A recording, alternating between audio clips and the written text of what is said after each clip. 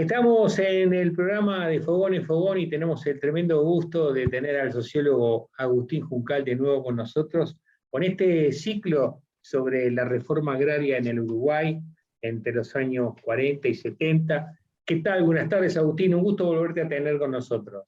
Buenas tardes, Roberto, ¿cómo estás? Lo que quería hacer era presentar un poco lo que habíamos quedado en el capítulo anterior,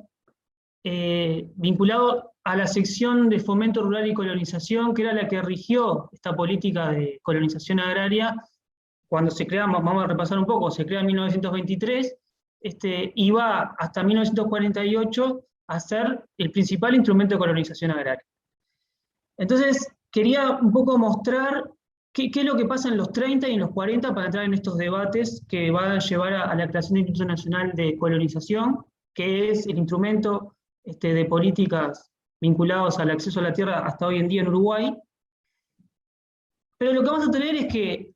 hacia 1933 y hasta 1938 vamos a tener el golpe de Estado de Terra, de Gabriel Terra en 1933, en alianza con algunos sectores. O sea, Gabriel Terra procedía del vallismo, pero se fue, digamos, vinculando a sectores más conservadores, y en alianza con otro sector del Partido Nacional, el herrerismo, dan, digamos, un golpe de Estado en marzo de 1933. Y esto corta un poco las discusiones sobre el acceso a la tierra que habían caracterizado al vallismo de las décadas del 10 y del 20, como estuvimos viendo. Entonces, hasta 1938 va a estar Gabriel Terra en la presidencia, modifican la Constitución en 1934, y le sucede Valdomir, que procedía desde las filas de Terra, pero que hacia el final de su gobierno, en 1942, da lo que se conoce como el golpe bueno. Así se le llamó en la época, porque lo que hacía era retornar a las garantías democráticas, digamos, de la Constitución previo al golpe de Terra. Entonces, a partir de eso, los sectores que habían quedado excluidos durante el mandato de Terra, que estamos hablando del vallismo del Partido Colorado, y del sector del nacionalismo independiente, que se había escindido del Partido Nacional, son los que vuelven a tener posiciones en el gobierno, en lo que se dio a llamar la restauración vallista. A partir de 1943, cuando Amézaga asume la presidencia, lo que va a generar es que el vallismo, en alianza con el Partido Nacional Independiente y otros sectores del Partido Colorado también, asuman el gobierno, y con ello se inicia de nuevo una etapa de discusión sobre la cuestión agraria en Uruguay. Claro,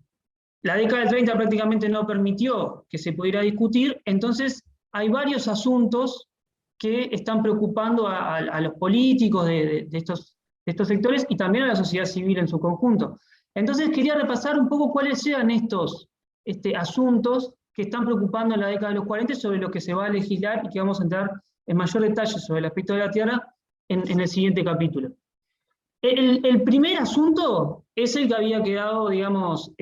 al vallismo le sigue preocupando esta cuestión de la estructura agraria, ¿no? Que no había podido reformar, como vimos en el capítulo anterior, no había podido, digamos, combatir ese latifundio al que hacía referencia como un asunto clave para modificar incluso aspectos democráticos en Uruguay, a esta clase terrateniente, vamos a decir. Entonces, la propiedad de la tierra se vuelve un asunto preocupante, nuevamente, y sobre todo hay datos censales, porque se había realizado un censo agropecuario en 1937, que había dado que la mitad de las personas que trabajaban en el agro eran propietarios de la tierra, y la otra mitad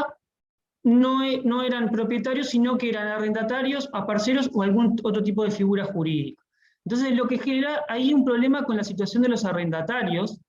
que además, en muchos casos, no estaban pudiendo cumplir con las condiciones de los contratos de arrendamiento y tenían poca estabilidad en la tierra, por lo que se empieza a dar una situación muy compleja con lo que se dio a llamar con los agricultores desalojados. Esto es algo que también sucedía en Argentina y que venía, ya lo estuvimos viendo, de la década de 1910, 1920, que además estaba agravado sumamente por una sequía que ocurre en el verano de 1942 y 1943. Ahí en ese verano, esto hace que se dificulte aún más la situación de estos agricultores que son arrendatarios y que son desalojados, y se sancionan un montón de leyes que lo que hacían era extender y prorrogar los plazos para que no sucediera esa situación. Pero lo que está pasando es que se intenta dar una solución un poco más estable, o sea, darle estabilidad a estos agricultores. Bueno, ese es el asunto central. Asociado a esto también tenemos que tener en cuenta que ya empieza a existir el problema del éxodo rural, que se va a ir agravando después en las décadas siguientes. Pero también hay otro asunto que estuvimos repasando en el primer capítulo, que tiene que ver con la creación de los rancheríos, cuando se empiezan a alambrar los campos a finales del siglo XIX, que es esta población que había sido excluida y que seguía viviendo en el campo, pero, digamos, no tenía una inserción plena en el trabajo rural. En algunos casos, por ejemplo, eran los peones de estancia que eran contratados, pero que su familia vivía en esta suerte de rancheríos, ¿sí? Esto también es un problema clave que se intenta resolver en este momento, y que, por ejemplo, se puede rastrear muy bien en las misiones sociopedagógicas que caracterizan los años 40, por ejemplo, ahí está la figura de Julio Castro, entre otros, y lo que también esto está asociado a otro asunto que no voy a entrar en detalle, pero sí me parecía importante no dejar de mencionarlo, que tiene que ver con el trabajo rural asalariado y las condiciones de empleo,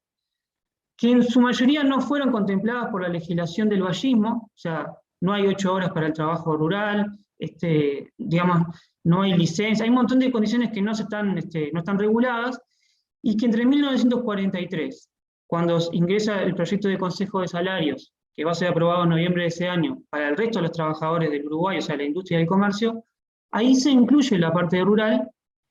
que no consigue tener sanción parlamentaria, pero que hacia 1946, luego de varios debates, se sanciona un estatuto del trabajador rural. Esto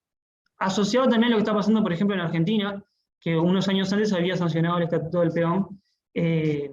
impulsado por Perón. Y el último punto que quería mencionar, como para mostrar un poco el paneo de los asuntos, tiene que ver con los intercambios que se dan sobre el nuevo plan de estudios en las escuelas rurales, que también está vinculado a estas cuestiones de reforma agraria o de discusiones sobre colonización, y que va a culminar hacia 1949 con un nuevo plan de estudios para la escuela rural. Creo que por acá estoy como cerrando el paneo de estos asuntos, y después en el siguiente capítulo podemos capaz que entrar en ver cuáles eran las soluciones que proponían los distintos actores. Bueno, fenómeno. Te agradecemos muchísimo. Entonces, nos vemos en la próxima. Bárbaro, nos vemos.